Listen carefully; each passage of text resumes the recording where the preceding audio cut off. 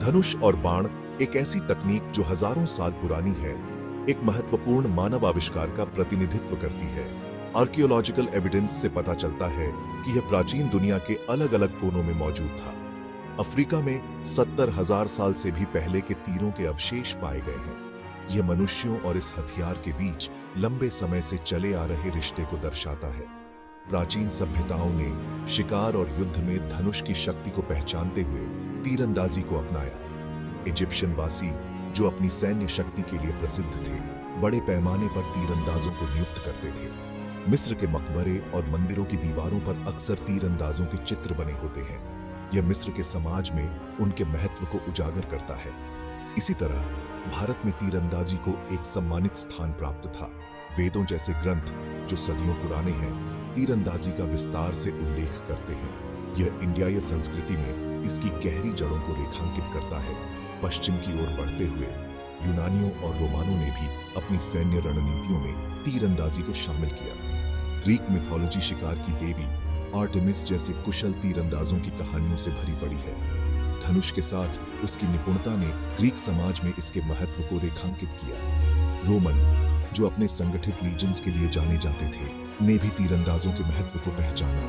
वे अक्सर अपनी लीजन्स के पूरक के लिए कॉन्कर्ड टेरिटरीज के ऑक्सिलरी तीरंदाजों को तैनात करते थे। इन प्राचीन सभ्यताओं में तीरंदाजी को व्यापक रूप से अपनाने से इसकी प्रभावशीलता का पता चलता है। यह अस्तित्व और विजय के लिए टेक्नोलॉजी का उपयोग करने में हमारे पूर्वजों की बुद्धिमत्ता का प्रमाण था। तीरंदाजी अपनी गहरी ऐतिहासिक जड़ों के साथ कल्चरों में पौराणिक कथाओं और किंवदंतियों के ताने बाने में खुद को बुनती है। ये कहानियां पीढ़ी दर पीढ़ी चली आ रही हैं, अक्सर तीरंदाजी से जुड़े कौशल, साहस और रणनीतिक महत्व पर प्रकाश डालती है। वे इस बात की झलक पेश करते हैं कि कैसे समाज इस प्राचीन कला में महारत हासिल करने वालों का सम्मान करते थे। हिंदू पौराणिक कथाओं में अर्जुन एक तीरंदाज के प्रतीक के रूप में खड़े हैं। महाकाव्य महाभारत में एक केंद्रीय व्यक्ति अर्जुन के तीरंदाजी कौशल पौराणिक थे। कहा जाता है कि उनके पास दिव्य हथियार और बेजोड़ सटीकता थी। उनकी कहानी इंडियाई परंपरा में अक्सर तीरंदाजी से जुड़े फोकस, अनुशासन और धर्म के मूल्यों पर जोर देती है। इसी तरह मिस्र के फिरौन रामेसिस द्वितीय, जो एक दुर्जय योद्धा राजा थे, को एक कुशल तीरंदाज कहा जाता था। चित्रण अक्सर उन्हें युद्ध में धनुष धारण किए हुए चित्रित करते हैं। एक शक्तिशाली और विजयी नेता के रूप में उनकी छवि को मजबूत करते हैं। ग्रीक मिथोलॉजी भगवान अपोलो की पेशकश करती है, जिन्हें अक्सर धनुष और बाण के साथ दर्शाया जाता है। न केवल संगीत और कविता, बल्कि प्रकाश और सच्चाई का प्रतिनिधित्व करते हुए अपोलो के तीर विपत्तियों के साथ साथ उपचार भी दे सकते थे। यह द्वैत धनुष से जुड़ी विनाश और सुरक्षा दोनों की क्षमता पर जोर देता है।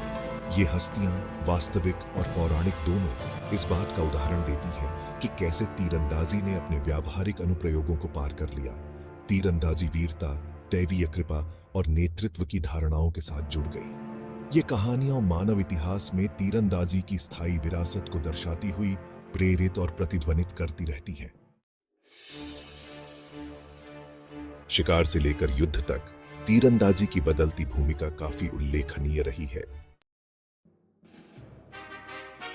सेक्शन 4, एक खेल का जन्म, मध्य युग में तीरंदाजी। सेक्शन 5, आधुनिक पुनरुत्थान, ओलंपिक और उसके बाद तीरंदाजी। सेक्शन 6, इंडिया या तीरंदाजी एक